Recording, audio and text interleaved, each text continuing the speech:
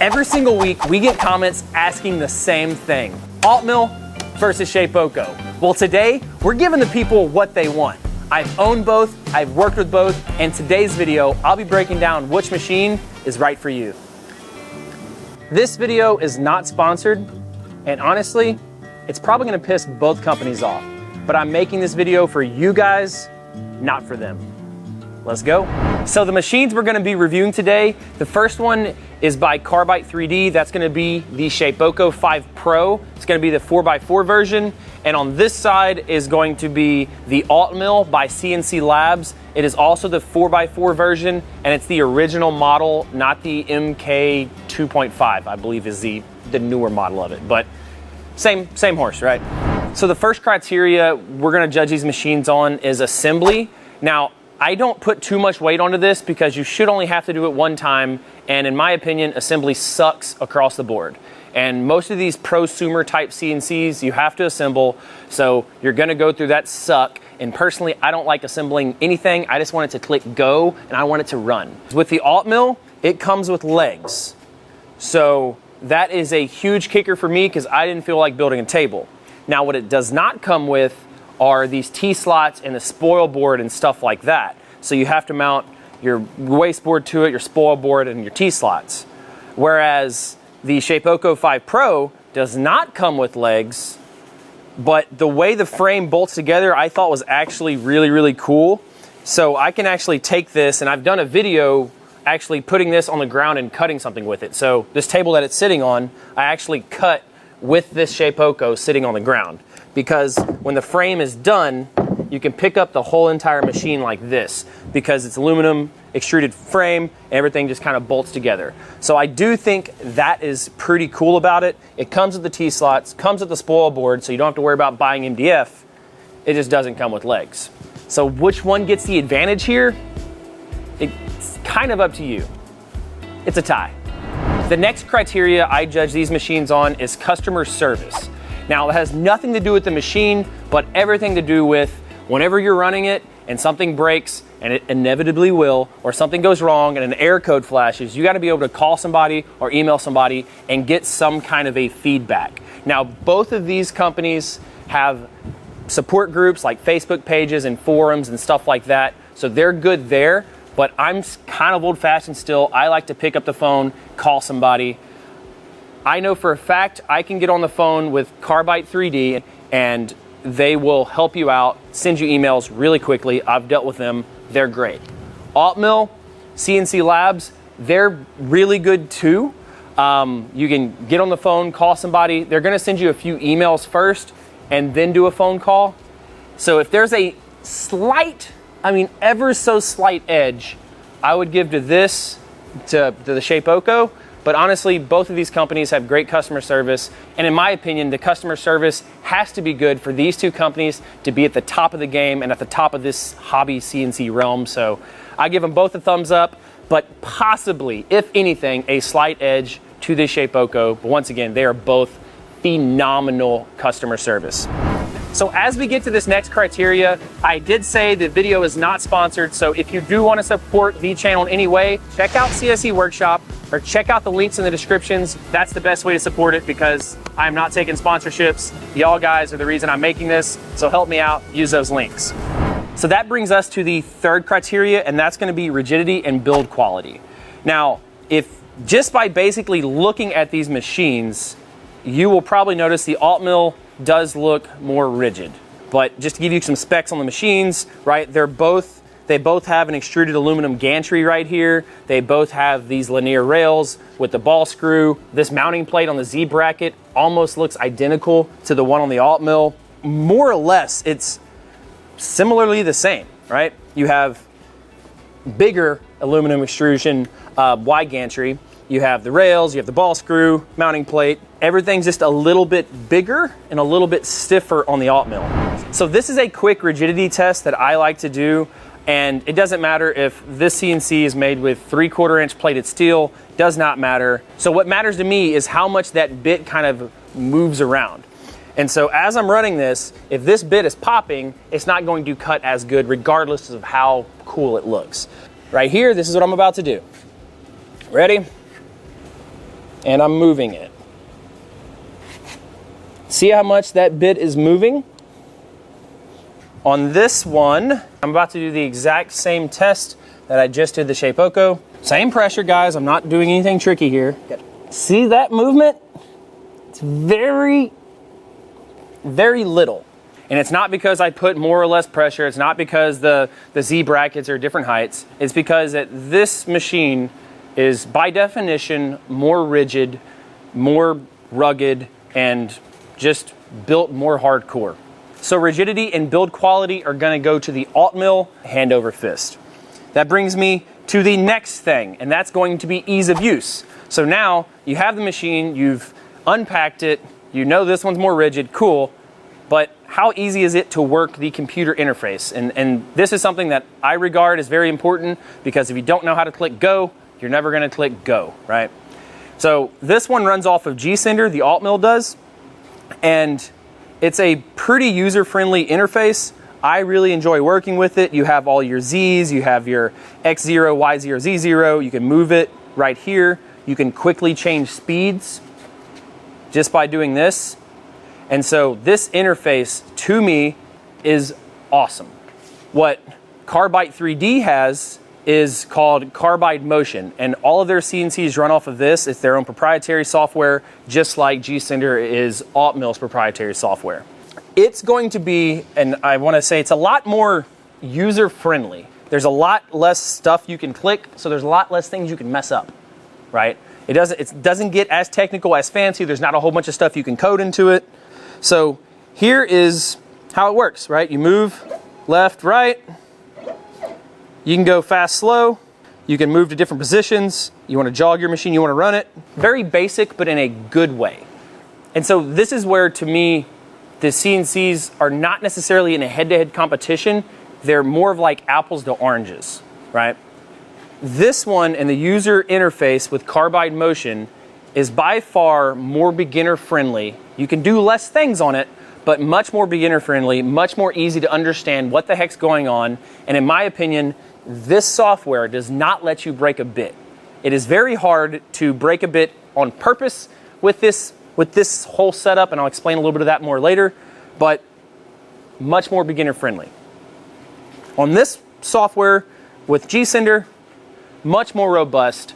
I prefer this one because I know a little bit more and I know what to do, but I probably don't use any more of the buttons than this one shows, if that makes sense, right? So what this one shows is pretty much what I use on here.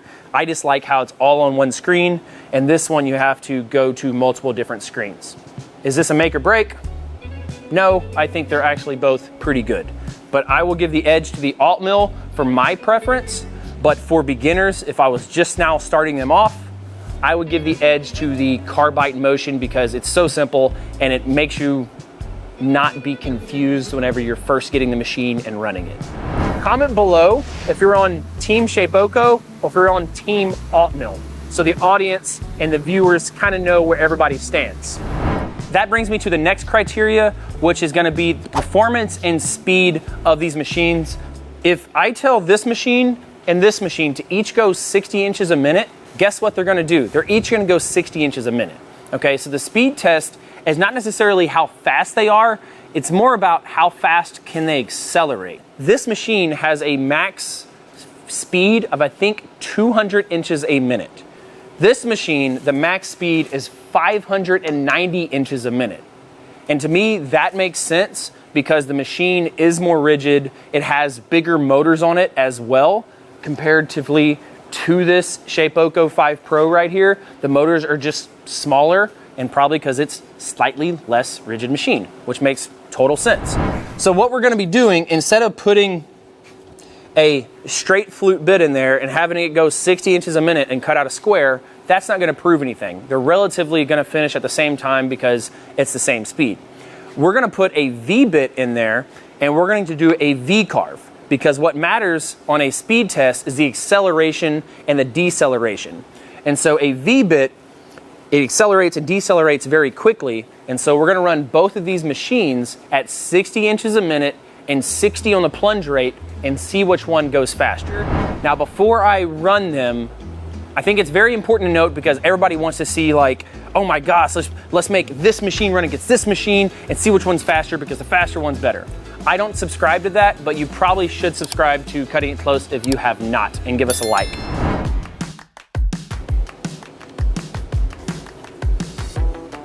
So I'm gonna set up both of these origins on these machines using the software so you kind of see how that operates.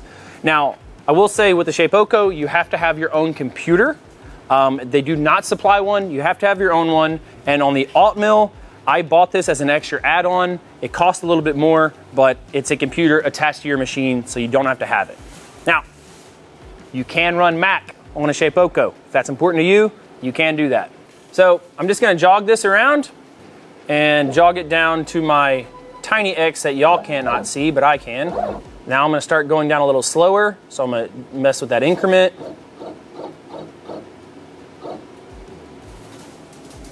Looks pretty good here. And I'm gonna set my 0.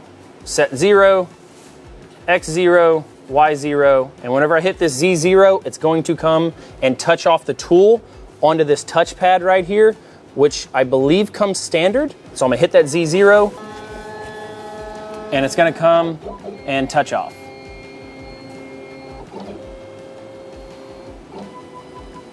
So what it's doing right there, like I said, it's really hard to break a bit because it's just checking to make sure that the bit is the right length so it's not going to jam it into the table, etc. Where it does come in handy is when you do multiple bit changes, it'll come and touch off and you never have to like re-Z height, which is really cool.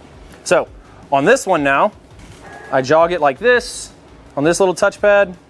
I want to go a little bit slower, so I'll go right here.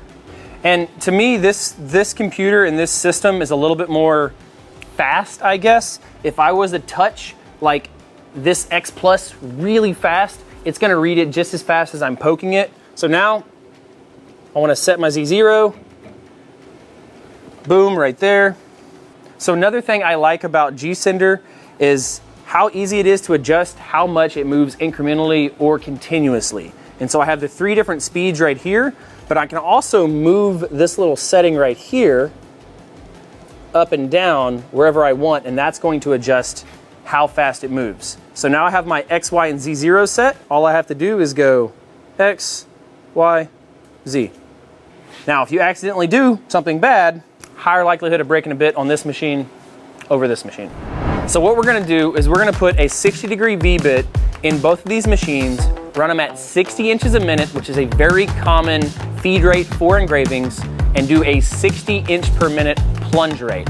And we're gonna see which one finishes first. We're gonna run them at the exact same time, side by side. This is really cool, and I'm glad to have the space to do this. So let's put these in and click go. All right, you ready to run them side by side, Steven? All right, both CNCs, same time. Ready, set, go. All right, and the Altmill is already taking the lead, taking the lead. It has already cut its first letter. Now it is on to its second letter. And over here, we have the Shapeoko. And it is still on the U. That is right, the U, folks. All right, and we come back to the Altmill, and it just finished its first T, moving on to its second. So it's in the lead by a nose, yes, people, by a nose. And it's coming up on the left side, coming up on the left side, coming on the left side. And it is currently beating the Shapeoko hand over fist.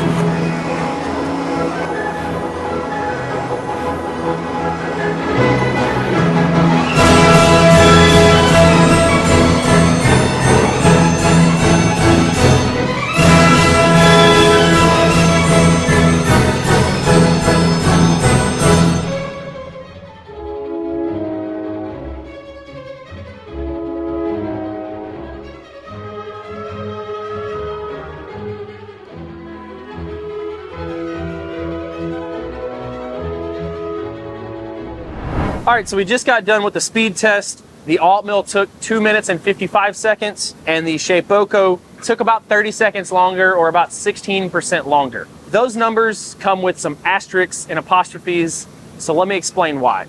These two files were ran at very conservative 60 inches per minute feed rates, and these are normal feed rates if you're doing V-carves. If I were to run this Altmill at 120 inches a minute or 90 inches a minute, it's going to beat the Shapeoko by a bigger percentage because it does accelerate faster. But realistically, most people don't need to run it that fast. So that's why I ran it at 60 inches a minute. Now, if we were doing profile cuts, or let's say a cut with a roughing bit, I trust the Altmill to go a lot faster than the Shapeoko, right?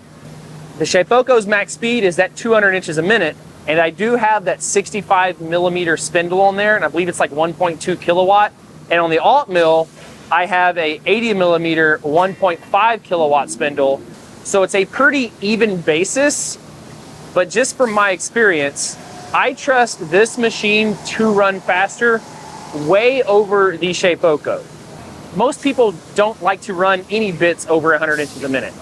So does that matter? That's kind of up to you. I like to go fast. So that's why most of my videos, I use the Altmill because it's just faster and it's easier to film on just because of speed differences. Most people, that does not matter if it's a little bit slower. Now, with all that being said about the feed rates and the performance, it's gonna bring me to the biggest difference between these machines on how they operate. And that's going to be a closed loop versus an open loop system. So the Altmill is a closed loop system, all right? Which means the computer is gonna generate some G code and send signals to all of these motors on the machine, right? And so because it's a closed loop, the messages from the computer go to the motors, and if the motors start struggling at any point, it relays that information back to the computers. It almost works like a breaker, right? Think about a breaker gets overloaded, the breaker switch flips. And so if this machine is cutting out this square right here, and this machine starts to struggle, the computer knows it's struggling and does one of two things. If this thing is struggling too much, it'll turn the motors off and say, hey, whoa, we don't want you to break yourselves, right? The other thing it'll do is understand that the motors are struggling and the acceleration or the speed may have slowed down just a tad. And so the computer compensates for that because it has this circle, this closed loop of communication. But on the Shapeoko, it is an open loop system. And so what's happening here is the computers are communicating with the motors, but the motors do not communicate back. So it's just a one line of communication, right? An open loop, not a closed loop. And what can happen here is if you are cutting out that rectangle or that square or whatever shape, and that motor starts to struggle, how this works is maybe it slows down a little bit and it does what we call skipping a line. And so it'll skip a line of code, and so it thinks it's over here, but it's really right here. And so it'll start going down and cut in the middle of your material. So moral of the story, closed loop is better, open loop is not as good. That's a big difference. And so Altmill to me gets the win on speed, performance, and the fact that it is a closed loop system, and Shapeoko doesn't win in that head-to-head battle. Now, on to the next criteria. So that brings me to the next piece of criteria, which is the software and the ecosystem that each of these machines have. So software and ecosystem is a little different than customer service, because customer service entails like you picking up the phone, calling when you have a problem. Where an ecosystem is more like what is around you to learn, right? What kind of school do you have to go and learn from others at? So the Altmill's ecosystem that they have is going to consist of Facebook pages, a very robust, frequently asked questions, forum, stuff like that is the ecosystem that they're going to have, and it's very good. Now, as regards to the software, it doesn't come with its own programming software, right? Like, it comes with GCenter, and that's the software that's going to tell the machine what to do, but you're still going to have to get something like VCarve Pro or Aspire to actually program that machine, and that's going to run a little bit extra money. On the other hand, the Shapeoko, where this machine starts to shine, is its ecosystem that they've built.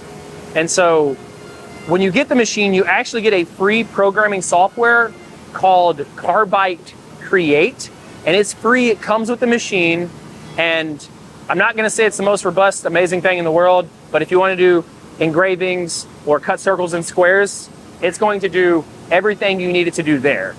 Another thing I like about their ecosystem is like they have a library that they've been building for a number of years that walks you through, and I don't want to say like hold your hand but kind of walks with you every step of the way.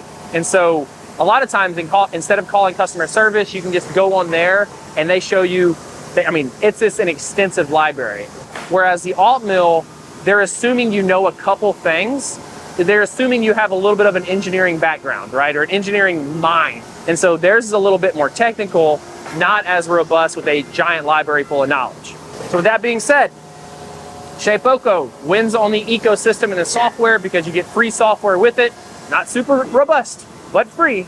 You know, kind of like beer, cold beer and free beer, the two types of beers I like. As long as they're one or the other, I'm happy, right?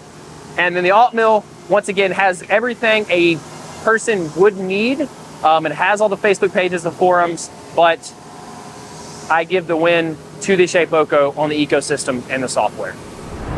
So that brings me to lead times. And what a lead time is from the time you order it to the time you receive your machine. The Altmill is currently taking about 12 weeks at the filming of this video. On the Shapeoko, their lead time is pretty much 0. So if you order it on a Monday, you're going to receive it on a Friday. You can get it within a week of ordering, depending on where you're at, where it's shipping to.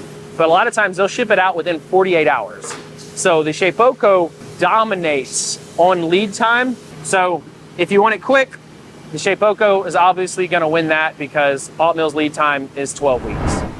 So now let's talk about price. So the Altmill's base price is $3,160. I also bought the 80 millimeter 1.5 kilowatt spindle / boot upgrade. Then I also bought the touchscreen all-in-one computer that comes with it. That was $436. Then shipping was $297, so roughly 300 bucks. And that brings the grand total price to everything you see here, $4,434. So the base price for the Shapeoko 5 Pro at the time of this video was $3,750.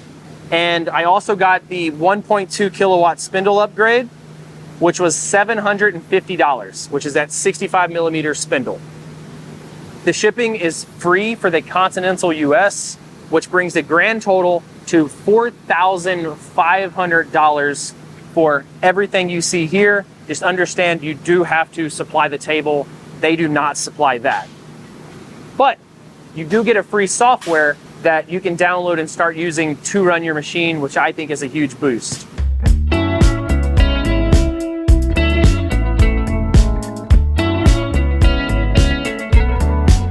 So it's my belief that what you're paying for whenever you get the Shapeoko is that ecosystem, that free software that you get, all of the kit and caboodle that comes with it. That's more or less what you're paying for. On the Altmill, to me, it's the most bang for your buck machine on the market. It's the most robust for the price. And so you're paying for like this workhorse, this powerhouse. Very different machines, they both go. This one's gonna get you there faster, has more horses underneath the hood. And this one will get you where you're going. It just may not be as fast, but it has a really good ecosystem built behind it.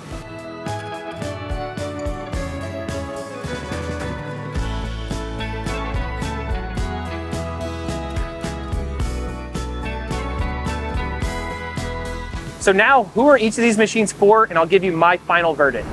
The Altmill, in my opinion, is best for growth and production work. It's gonna be the most bang for your buck, solid machine out there. It's gonna be the most rigid, the most powerful. It has that closed loop system. So it's built for really like trying to ramp up production. It's gonna have a higher output because it can move faster because of that rigidity. It's also gonna have a little bit more flexibility, right? You're gonna have a 4th axis you can do. There could be lasers and stuff like that you can attach. So there's a little bit more flexibility with what you can do to this machine. So if you're looking for that, it is worth the wait. So to sum it up, I believe the Shapeoko is best for the beginner that just wants to get started, right? It's more beginner friendly.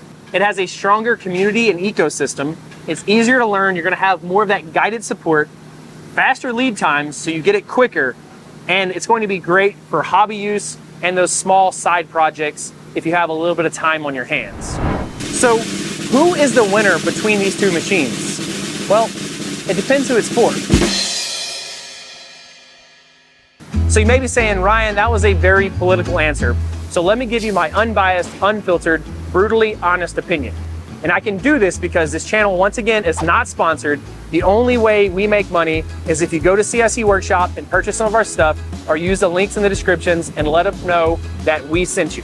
So my final verdict on what machine I enjoy to run is 100% the Altmill. To me, this is the most bang for your buck machine. I find genuine joy and happiness running this machine. I like to run it fast. I like to run and gun. I like to try to break bits. I like to try to break the motors. I love everything about this machine. Out of all 9 CNCs I own, I like this one the best. By far, bar none. Nothing against the Shapeoko. That's my baby. That's my baby right there, and I love it. I love it. So I hope this helps you make a buying decision. Hope you left this video with more knowledge than when you started. And as always, remember, if you ain't cutting it close, you ain't cutting it right.